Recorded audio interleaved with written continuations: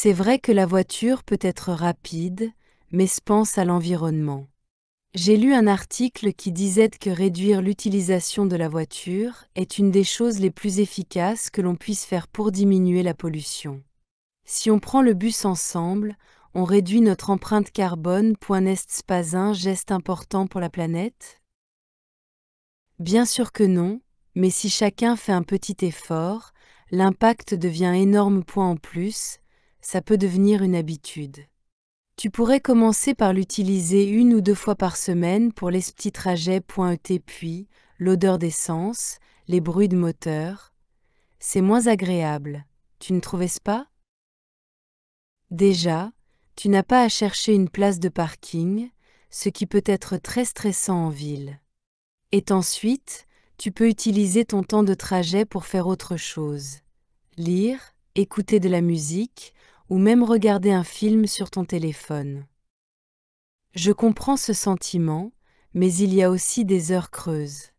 On pourrait planifier nos déplacements pour éviter les heures de pointe. Et puis, je te promets, c'est beaucoup plus reposante que d'être constamment concentré sur la route dans les embouteillages. Alors, au final, c'est plus économique, plus écologique, et en plus, ça t'enlève du stress. On pourrait essayer la semaine prochaine, juste pour voir comment ça se passe. Qu'en dis-tu?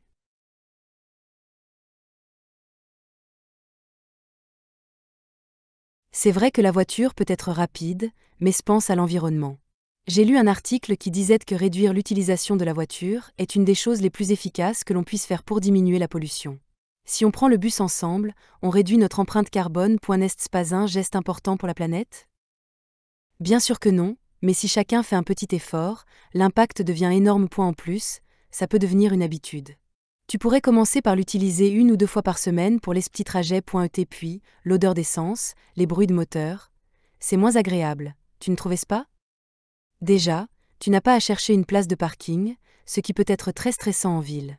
Et ensuite, tu peux utiliser ton temps de trajet pour faire autre chose. Lire, écouter de la musique, ou même regarder un film sur ton téléphone. Je comprends ce sentiment, mais il y a aussi des heures creuses. On pourrait planifier nos déplacements pour éviter les heures de pointe. Et puis, je te promets, c'est beaucoup plus reposante que d'être constamment concentré sur la route dans les embouteillages. Alors, au final, c'est plus économique, plus écologique, et en plus, ça t'enlève du stress. On pourrait essayer la semaine prochaine, juste pour voir comment ça se passe. Qu'en dis-tu?